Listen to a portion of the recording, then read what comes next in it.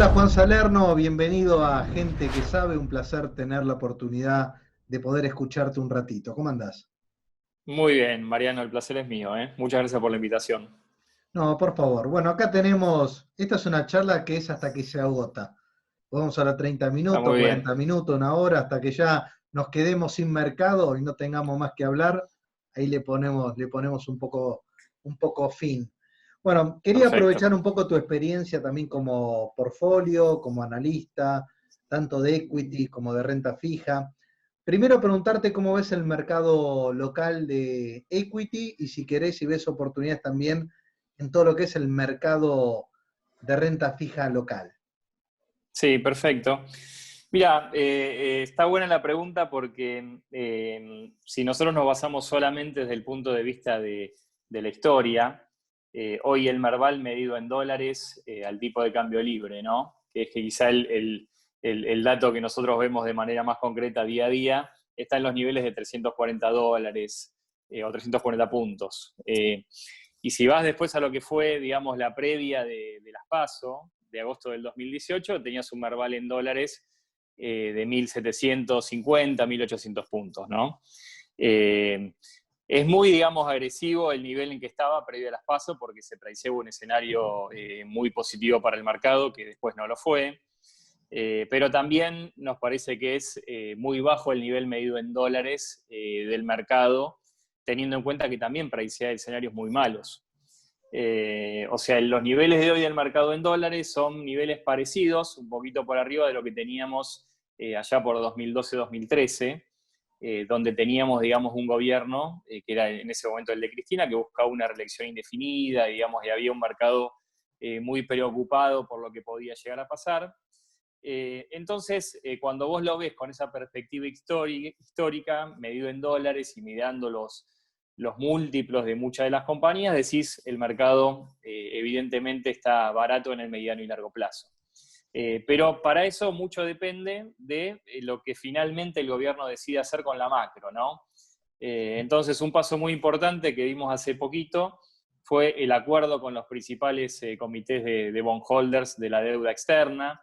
Vimos también la aprobación del canje en el Congreso a nivel local, con similares condiciones, que es algo muy positivo. Pero todavía nos falta, digamos, cómo este gobierno va a afrontar los desafíos macroeconómicos y en el medio la renegociación del préstamo con el Fondo Monetario, ¿no? Que entendemos debería fijarse u orientarse a través de algunas metas, no metas agresivas como teníamos en el actual, digamos, acuerdo, sino metas mucho más alcanzables para que de alguna manera el gobierno pueda empezar a trabajar sobre la macro, ¿no? Bajo esas bases podemos decir que el mercado medido en dólares es muy atractivo. Bueno, también podemos decir, y ahí está la aclaración, está barato, pero puede estar más barato.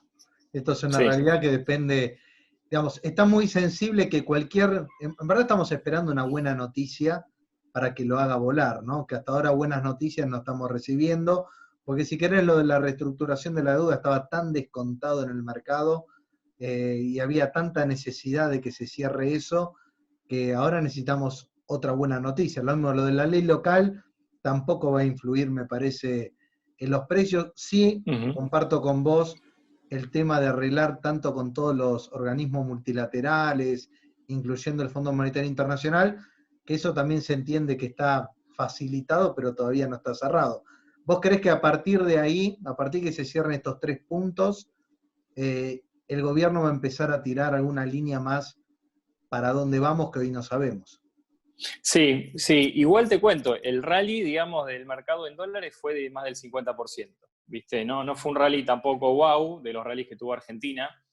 Recordá que Argentina en el 2003, ¿viste? Tuvo rallies de mayor a casi 300%, digamos. Estamos hablando de números, ¿viste? Que son muy extremadamente mayores. Pero fue un rally del 50% que tuvimos hasta ahora, con lo cual el mercado de alguna manera reaccionó bien, digamos, a toda esta situación de reestructuración de deuda. Pero como vos decías, todavía faltan estas señales concretas, y yo creo que también depende un poco de la política este tipo de señales, ¿no? Porque vos acordate que unos meses atrás estábamos discutiendo si se estatizaba o no Vicentín, o si se estatizaba una distribuidora de energía eléctrica, o si el gobierno, digamos, avanzaba sobre algunos derechos, digamos, de propiedad privada o no. Y hoy quizá estamos discutiendo otra cosa, estamos discutiendo lo bueno que fue el deal de deuda y lo que puede ser un potencial acuerdo con el Fondo Monetario.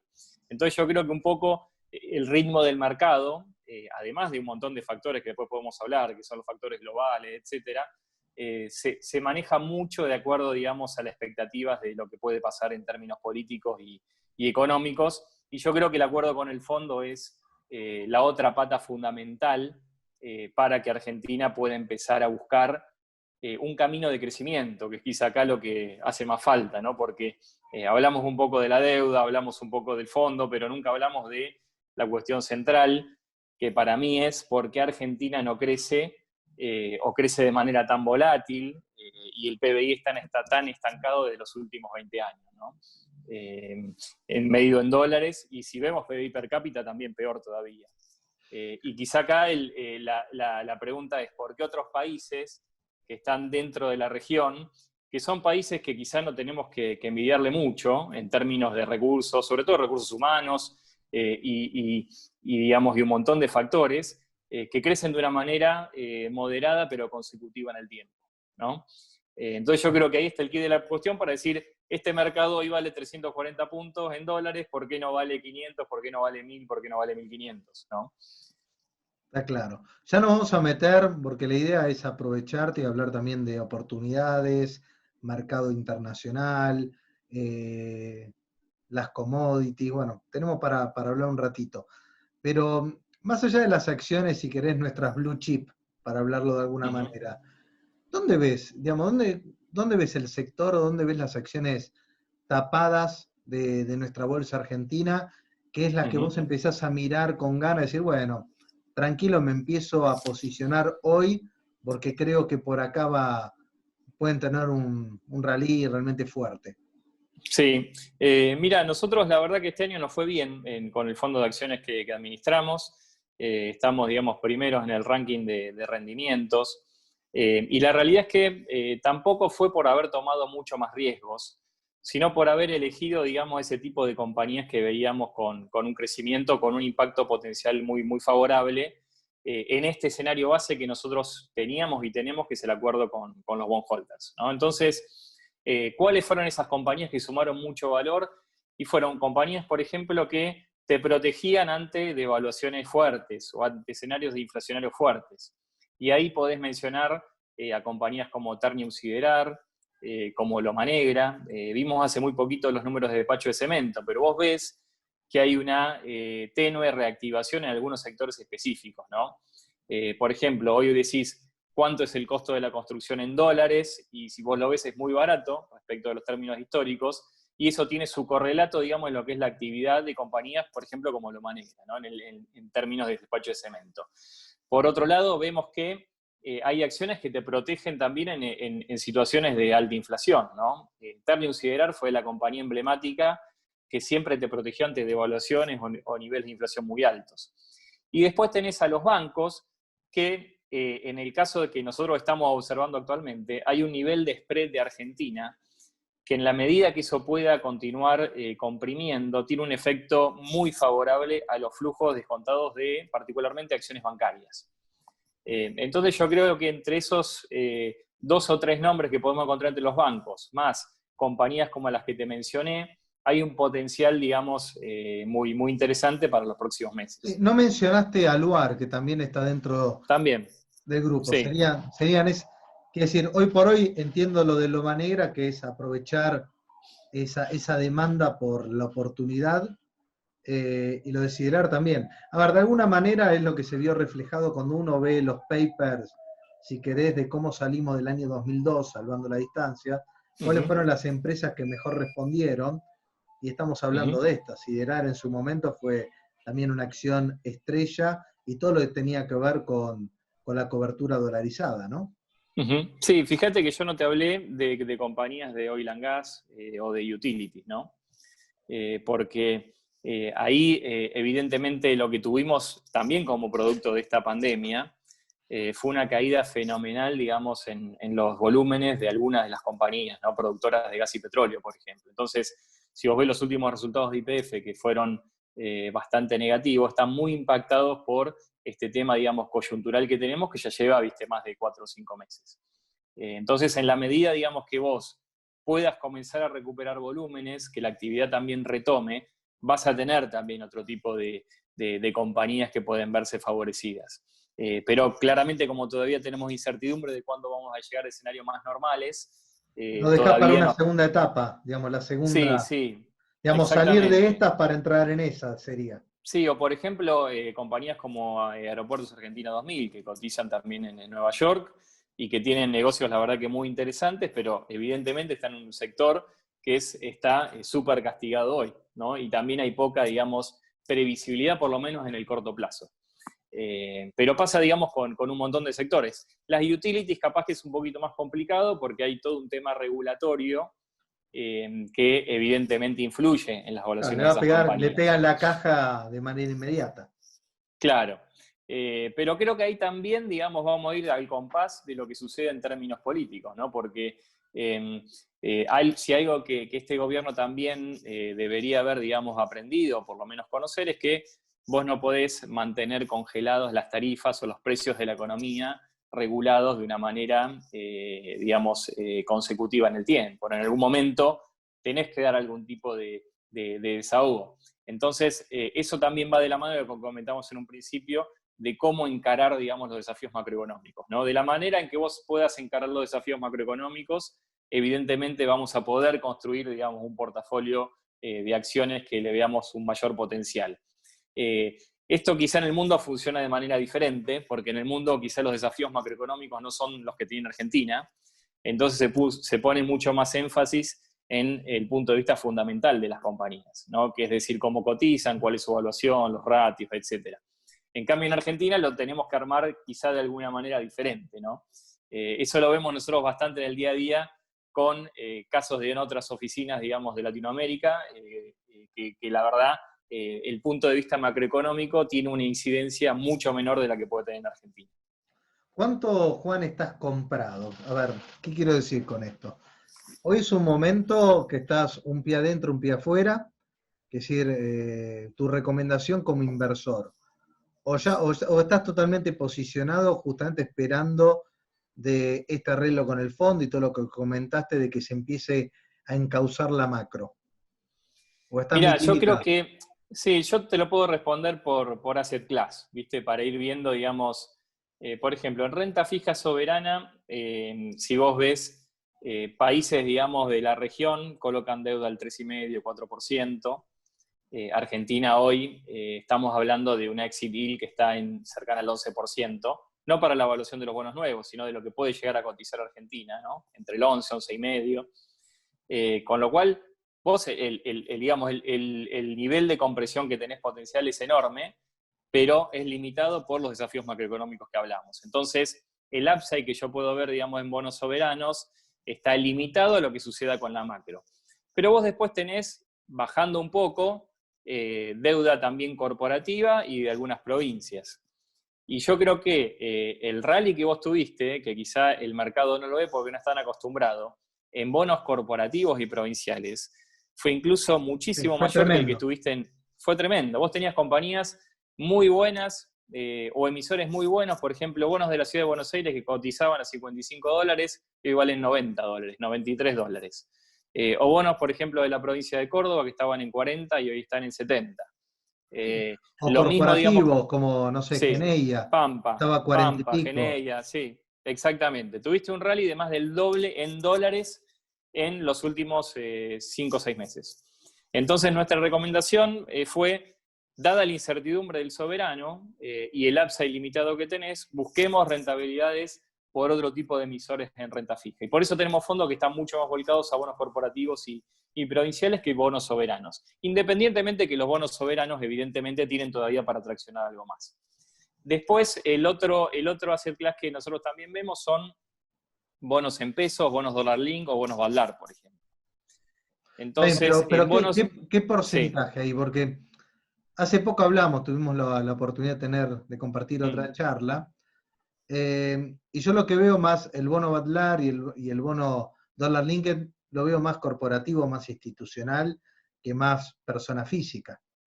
Sí, lo puedes hacer a través de fondos. O sea, las personas físicas, viste, con una ficha mínima pueden entrar a cualquier fondo Dollar Link y tener exposición a todos esos créditos. Con lo cual, esa es la posibilidad que te da el mercado de fondos, viste, de tener diversificación y de tener un montón de créditos. Lo mismo pasa con los bonos provinciales y corporativos. Viste, nosotros tenemos fondos que la verdad que con muy poca plata podés entrar y poder tener ese tipo de exposición.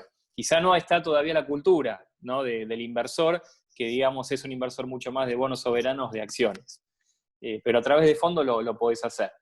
Pero siguiendo con tu pregunta, nosotros todavía vemos potencial en la curva de algunas provincias y de algunos bonos corporativos, porque todavía creemos que puede haber un upside adicional. Con lo cual, el porcentaje que yo, de una cartera teórica o propia, alocaría, digamos, a bonos corporativos soberanos es entre el 30 y 40%, ¿no? Y después, sí me gustan los bonos Dollar Link, pero de una perspectiva más de mediano y largo plazo, quizá en un segundo lugar, además porque si tengo los bonos directos son muchísimo menos líquidos que los otros bonos, ¿no? Y desde el punto de vista de acciones, como te decía anteriormente, yo creo que hay, evidentemente, en una cartera que es 100% argentina, tendría un 20-25% en acciones locales, ¿no? O en fondos de acciones locales como el que manejamos. Lo que no me dijiste, ¿cuáles son los bonos provinciales o cuáles son los bonos corporativos que estás siguiendo en este momento, que te gustan? Sí, creo que hay muchos que subieron muchísimo. Hablábamos, por ejemplo, de los bonos de Pampa o IPF y subieron una enormidad, o sea, todos subieron una enormidad. Pero a mí todavía me gustan, por ejemplo, compañías como IPF, la parte larga. Por ejemplo, hay un bono en el 2047, por encima del 10% en dólares. O tenés, digamos, bonos de AES Energía, que están en 80 y pico de dólares. Tenés bonos de Tech Petrol, que están muy caros, pero si vos los comparás, digamos, con riesgos similares en Latinoamérica, es un bono que hoy te paga, si te lo aguantás al rendimiento, casi un 9%.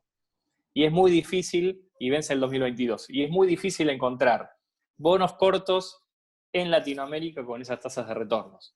Por ejemplo, un bono chileno o un bono brasilero a 1 año, 2 años de duración te rinde el 1,5%, por ejemplo, o debajo del 1,5%. Son tasas extremadamente bajas si los comparamos con buenas compañías o buenas provincias en el mercado local. Otro bono que me gusta que te comenté es el bono de la provincia de Córdoba. Vos lo que tuviste fueron muchas provincias iniciando procesos de reestructuración conjuntamente con el soberano o a posteriori después de este acuerdo.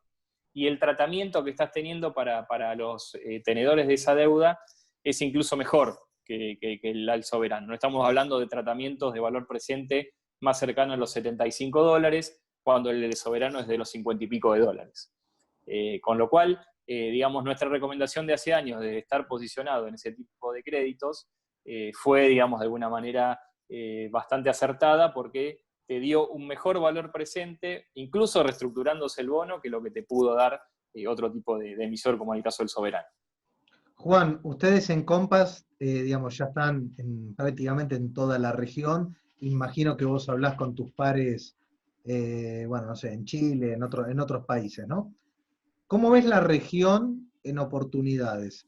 Porque yo veo Brasil y tengo ganas de tirarme de cabeza a Brasil. ¿Ok?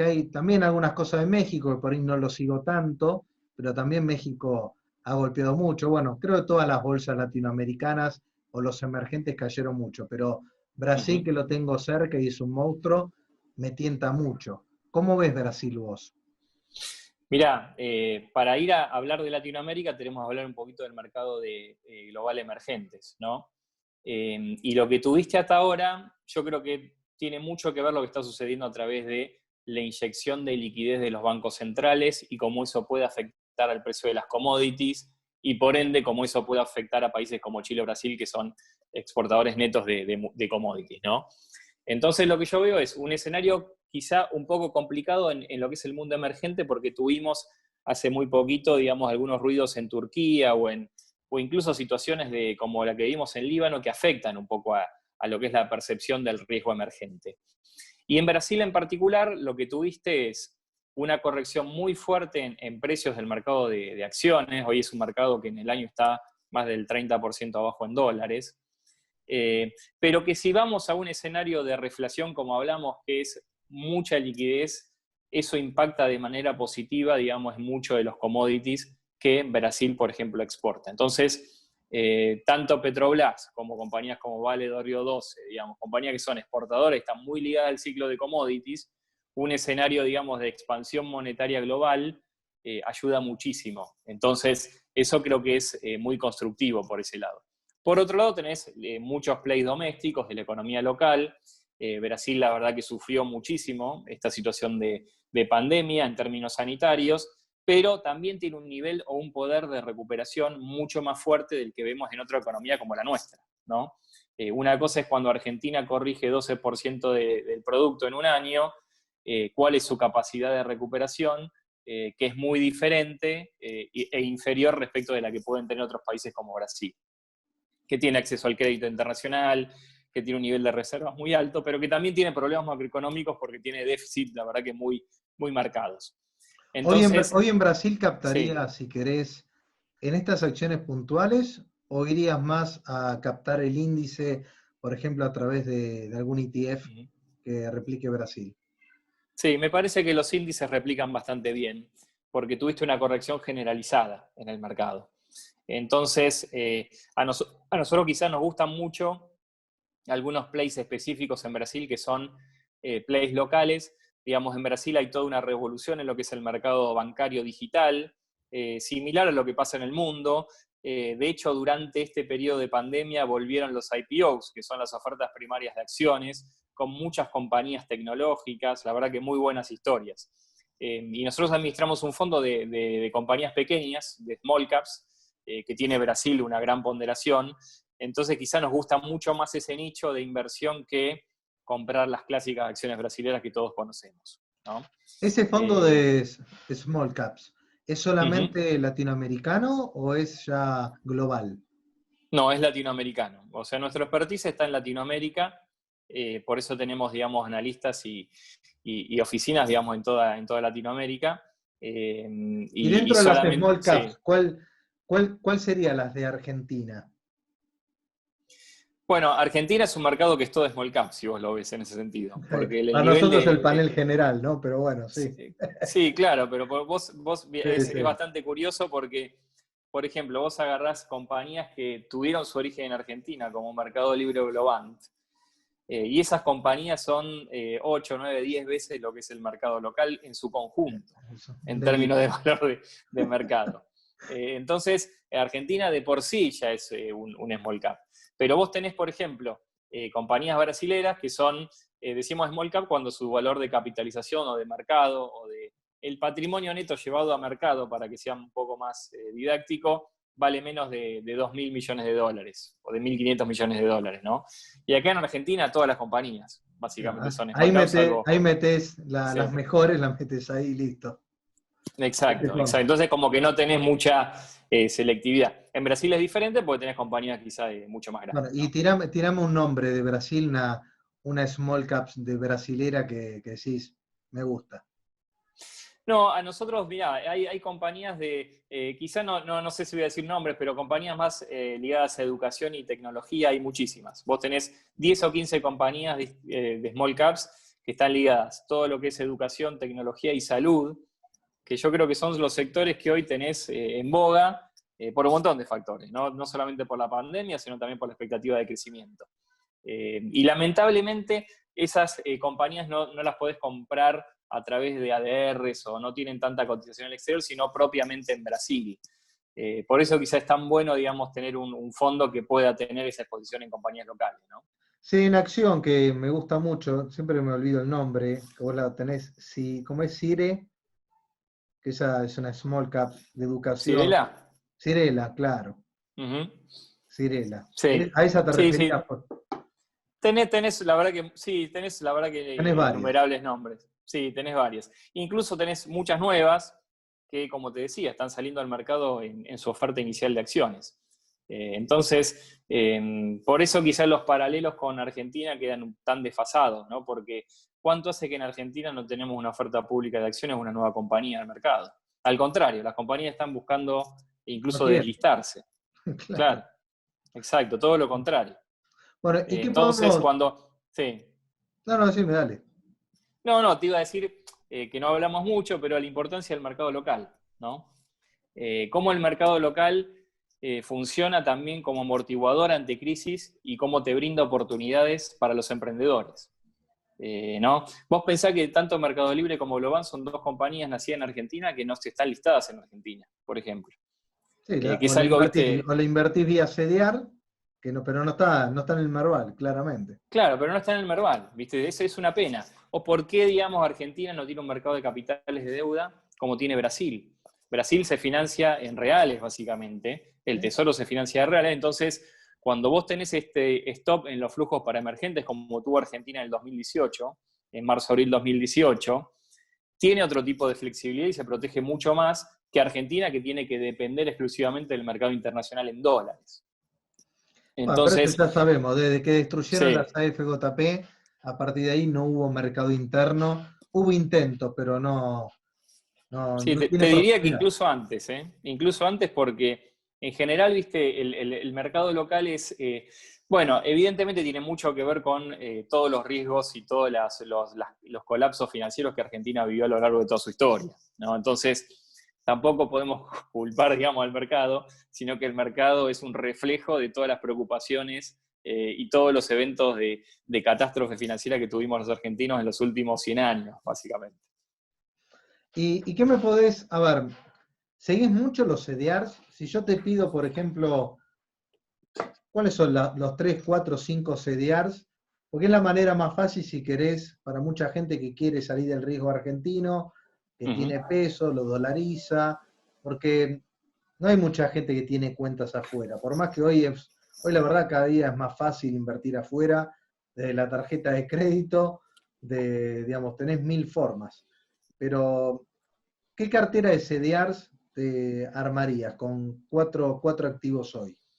Mirá, si vos ves, bueno, vale la aclaración, pero si vos ves el mercado americano hoy está muy cerca del récord histórico, ¿no?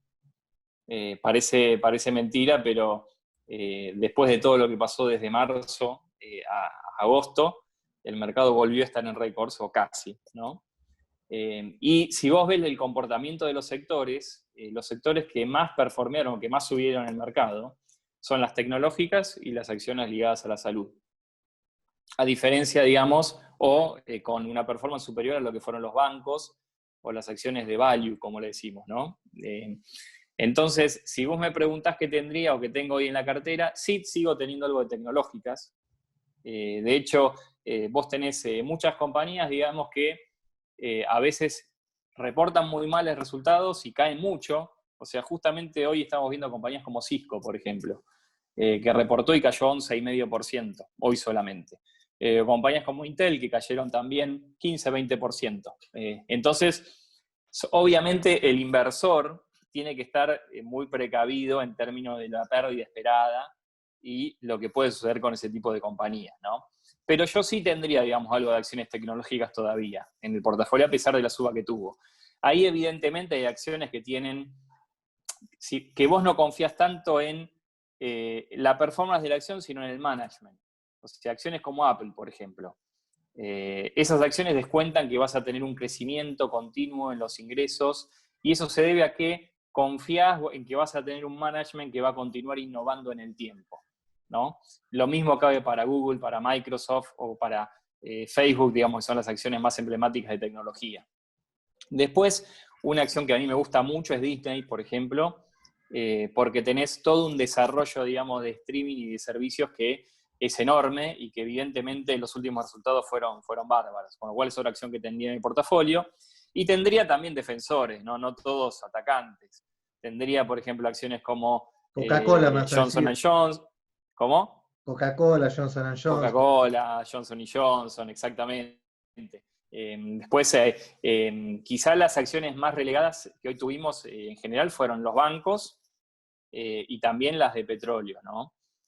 Hay acciones que vos tenés petroleras que ahí quizá digamos, la recomendación es más complicada porque evidentemente nosotros vamos a un mundo de energías limpias, digamos, de energías renovables, donde lo que eran las acciones tradicionales, digamos, hoy de a poco, digamos, van desapareciendo. Capaz que podemos pensar lo mismo para acciones del petróleo, pero son acciones que tienen dividend yields o dividendos anuales extremadamente altos. Entonces, en un mercado de tasas muy bajas, de tasas casi cero, como estamos viendo, dividendos del 4, 5, 6% de algunas compañías, ahí te puedo poner British Petroleum, BP o Schlumberger, digamos, son compañías con tasas de dividendos muy altos, que yo también pondría, digamos, en un porcentaje un poco acotado dentro del portafolio. ¿Qué se tiene que dar, Juan, para que los bancos, que están lo dijiste varias veces, ves los bancos americanos? A ver, yo estoy bastante invertido en bancos americanos porque veo que tienen todo para subir, pero bueno, van tranquilos. ¿Qué ves que le falta para dar ese empujón en Estados Unidos, en Europa ni hablar, y en la región también? Bueno, falta, digamos, la recuperación económica, ¿no?, que el mercado está esperando. Porque vos fíjate que toda esta inyección de liquidez fue sobre todo para mantener niveles de consumo, pero la rueda del crédito, digamos, tiene que arrancar nuevamente en los mercados centrales, tanto Europa como Estados Unidos, ¿no? Entonces, en la medida que vos recuperes, digamos, o crees empleo, como se está comenzando a volver a crear nuevamente, esas personas, digamos, tienen de vuelta un acceso al crédito y de vuelta, digamos, la posibilidad de ir a través de los bancos comerciales grandes para solicitarlos. Lo mismo vemos con lo que es el mercado de hipotecas o el mercado inmobiliario, ¿no? Entonces, en la medida, digamos, el mercado hoy está esperando una recuperación que sea relativamente rápida. Entonces, Esa recuperación se va a llevar sí, también al petróleo para arriba, uno entiende que sí. sí, exactamente. Acá quizá la pregunta es, en el día después, ¿cómo hacen los bancos centrales y los gobiernos para empezar a retirar todos estos estímulos que han tirado, digamos, a la cancha en estos últimos meses, ¿no? Porque ahí vos, de a poco, empezás a ver algunas presiones de inflación en el tiempo.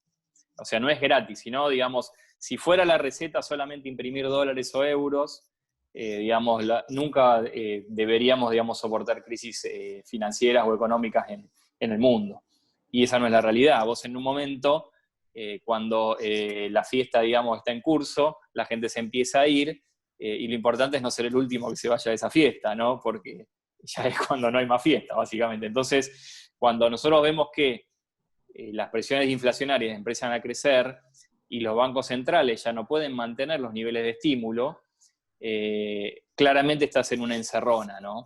En el mientras tanto, yo creo que esto es muy positivo, como vos decís, para commodities, para acciones cíclicas, y ahí claramente también los bancos, ¿no?, juegan en ese sentido. Pero ¿por qué, vos te preguntás, el oro y la plata, digamos, están en niveles muy altos o han tenido tanto upside? Y porque evidentemente es consecuencia de esta inyección estratosférica de liquidez que tuvimos en los mercados, ¿no? Fue la mayor inyección que tuvimos en los mercados a nivel histórico, ¿no? Por eso es tan relevante tener ese impacto presente. ¿Y cómo ves justamente el recorrido del oro y la plata? Porque sabemos, a ver, siguen subiendo. Bueno, estos últimos días han bajado bastante, bueno, ya están lateralizando bastante, pero ya volvieron los grandes gurúes analistas que ya te tiran, viste, cualquier cosa, que el oro puede llegar a 5.000, 10.000, viste que siempre aparecen esas modas. ¿En qué valor vos considerás que se puede estabilizar el oro? Porque el oro justamente se está adelantando a esto de lo que vos decías, qué va a pasar con todo ese Sí. dinero. Y también, por ejemplo, datos de inflación, que en Estados Unidos, el último dato, la inflación dio por encima de lo esperado, etcétera, etcétera. Mira, yo creo que ya estamos en niveles, no te digo de venta, pero en niveles bastante topish, por decirlo, del oro en particular y de la plata, ¿no? Entonces, quizá yo ahí prefiero más jugar por el lado de las acciones, digamos, de compañías mineras, por ejemplo. Ahí tenés compañías como Barrick Gold, digamos, que también tiene CDRs incluso.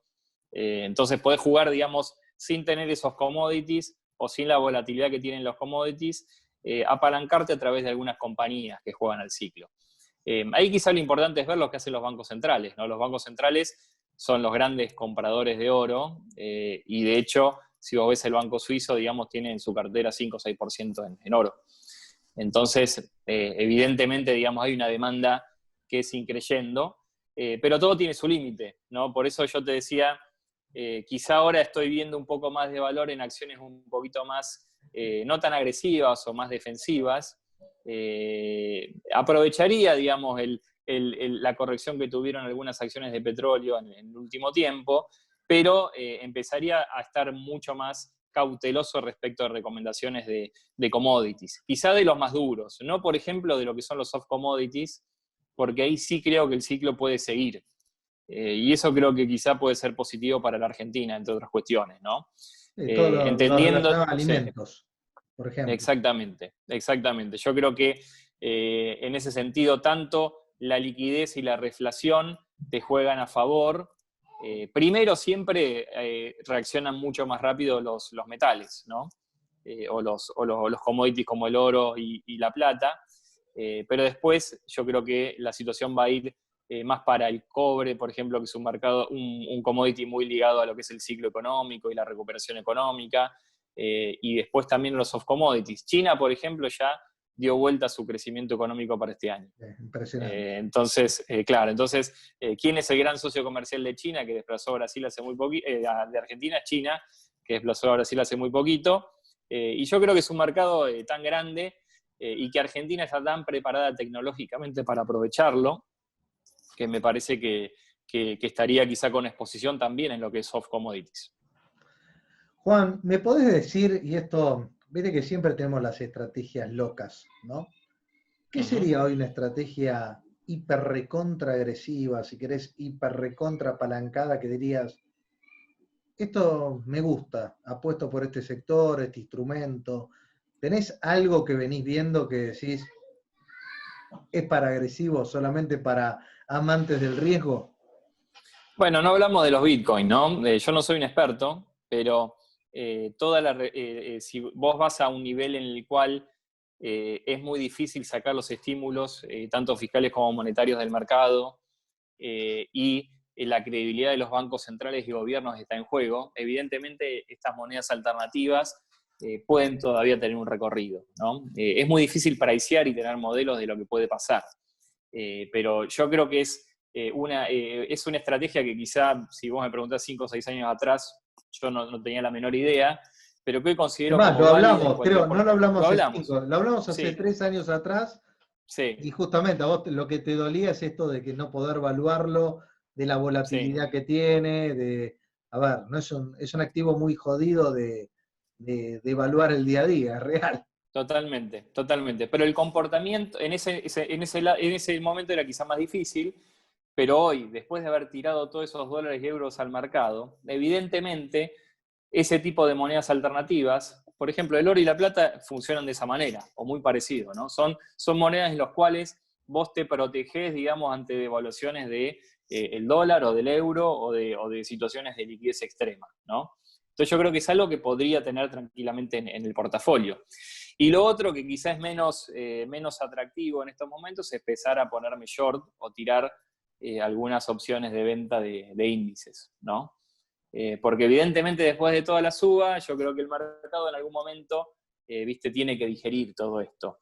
Y recordar que en este año vamos a tener elecciones en Estados Unidos, por ejemplo, también, ¿no? Que Bueno, va a ser un evento muy y importante. cómo ves eso? A ver, porque viste, uno siempre analiza, va la estadística, los años electorales, que bueno, a veces no funciona de esa manera. Pero vos decís que en caso de haber una corrección, ¿en qué momento la esperás? Hablo en Yo el creo que S&P, digamos. sí, sí. Es muy difícil hacer un pronóstico de las elecciones americanas, ¿no? De hecho, incluso la mayoría de los encuestadores se equivoca de manera consecutiva con diversas elecciones en todo el mundo. Hoy, si vos lees lo que sucede, o la mayoría de las encuestas te dicen que hay grandes posibilidades de una victoria demócrata sobre los republicanos, pero eso no significa, digamos, una corrección muy fuerte en el mercado porque los republicanos conservarían, digamos, puestos claves en el Congreso, sobre todo en el Senado, ¿no? Entonces, tampoco vería, digamos, como un trigger catastrófico una corrección ante una victoria demócrata, pero va a ser muy diferente el approach. Vos fijate que en la presidencia de Trump, a diferencia de muchos presidentes americanos, desde el día 1 le empezaste a hablar al mercado, ¿no? Es un presidente que te hablaba de acciones, que te hablaba del Standard & Poor's, del Dow Jones. te hablaba de que la Fed no bajaba la tasa y por eso estaba complicando la reactivación o el crecimiento económico. Era un presidente, digamos, o es un presidente que se mete muchísimo, digamos, en declaraciones respecto del mercado, ¿no? De hecho, a los residentes y habitantes que tienen sus planes de pensiones, le dicen cada vez que sube el S&P lo felicita, ¿no? Por haber apostado, digamos, a acciones americanas. Entonces, yo creo que esa relación, digamos, y ese approach al mercado con una eventual presidencia de Biden, digamos, o de los demócratas sería un poco diferente, ¿no? Entonces, yo creo que el mercado probablemente en esos momentos pueda acusarle un tipo de corrección. Y lo otro es ver cómo finalmente es el desenlace de esta pandemia, ¿no? Si podemos tener evidentemente una vacuna, como ahora están todos los medios, que sea de alcance masivo, que dé, digamos, inmunidad, y de esa manera, digamos, podamos volver a esta nueva normalidad. Juan, la última te la dejo libre, porque siempre hay algo que no te pregunté, hay algo que te quedó ahí dando vuelta. Sabemos que el público que nos está escuchando, que nos va a estar escuchando, es un público inversor. ¿Hay alguna aclaración, alguna recomendación, algún comentario que quieras sumar para cerrar? No, quizá el tema de quizá ya muchos que va a ser su primera vez que puedan invertir en un mercado, ¿no? Y la realidad es que, digamos, lo que te puedo decir es que seamos prudentes, que entendamos los riesgos que asumimos cuando invertimos, ¿no? Porque muchas veces no entendemos o no nos queda claro, con lo cual siempre antes de hacer una inversión, que soliciten asesoramiento, que estudien, digamos, que entiendan cuáles son los riesgos, ¿no? Eso creo que la educación financiera me parece que es el camino para que tengamos todos un mercado de capitales mucho más amplio y mucho más diverso, ¿no? Yo veo mucha gente que le ha ido muy mal en los últimos 4 o 5 años, invirtiendo en los mercados, mucha gente que espera que el mercado sea su salvación, y yo creo que no, que hay que hacer, mi approach siempre fue de los mercados, tenerle mucho respeto, ¿no? Que cada uno, por más educación financiera que tenga y experiencia que tenga, al mercado siempre hay que respetarlo y entender que nosotros podemos mantenernos equivocados por mucho tiempo y el mercado no hacernos caso, ¿no? Hay una frase que la verdad que es muy conocida, pero acá los flujos matan los fundamentales, ¿no? Por más que nosotros tengamos razón en lo que pensamos, muchas veces el mercado opina diferente y actúa de manera diferente. Entonces, yo creo que tener, por ejemplo, un portafolio diversificado, tener stop loss, que son niveles de pérdida que vos podés soportar en tu cartera, aplicarlo diariamente, tener una disciplina en ese sentido, ¿no? Yo creo que es muy, muy interesante tener ese tipo de posturas, sobre todo para los que comienzan a invertir en los mercados. Me encantó el cierre y eso es lo que intentamos, hacer los que tenemos la posibilidad de hablar con la gente, de que entiendan, porque mucha gente piensa que invertir en bolsa reemplaza el trabajo, ¿viste? Como que vas a generar ingresos permanentes y ojalá que sí, pero a veces el mercado, todo lo que acumulaste muy bien en un periodo de tiempo, si te descuidas te lleva puesto. Y todos los Totalmente. inversores hemos pasado por estos momentos de euforia porque cuando el mercado está lindo, está caliente, ves, la plata la haces muy fácil, esto es una realidad. ¿Viste? Cerrar los ojos, abrir la comitente y decís, che, tengo el doble o el triple, ¿viste? En muy poco tiempo. Y también Tal cerraste cual. los ojos, te dejaste estar y te queda un cuarto, ¿viste? Inmediatamente. Así que es así, hay que tener Sí, la conducta, ¿no? sí, son, viste, como partidos en los cuales vos, son partidos que puedes ganar como por goleada, pero muchas veces tenés que a veces cuidar el resultado, ¿no? Entonces, cuando vos tenés o tenés buenos retornos y sos, viste, consecuentemente disciplinado en tus estrategias, yo creo que eso en el mediano y largo plazo paga. Lo que pasa que, bueno, todos, viste, tenemos nuestros niveles de ansiedad, nuestros niveles, digamos, de ganarle rápido y hacer plata muy rápida en el mercado, y eso a veces atenta contra ese mismo objetivo en el mediano y largo plazo. Así que yo, digamos, siempre, viste, planto un equipo o armo un equipo de atrás para adelante, en términos futbolísticos. No voy a poner 5-9, viste, no soy Brasil del 60, sino quiero ser un equipo que tenga balance, ¿no? Que en los momentos en que está para atacar, ataque, pero también cuando digamos, se tenga que defender, se puede defender bien. Clarísimo, me encantó meter el fútbol en todo esto. Bueno, Juan, te quiero agradecer que hayas pasado en gente que sabe, y también decirle a la gente que vos sos hoy uno de los portfolios de uno de los fondos comunes de inversión, gestora de fondos más importantes del país y de Latinoamérica, que es Compass Group, perdón, lo pronuncié mal, así que ya sabe, la gente se puede contactar también con ustedes, que va a ser un placer. Así que Juan, te quiero agradecer por haber pasado por gente que sabe. No, gracias a vos, Mariano. Un placer haber estado con vos durante este tiempo. Un abrazo. Gracias. Abrazo.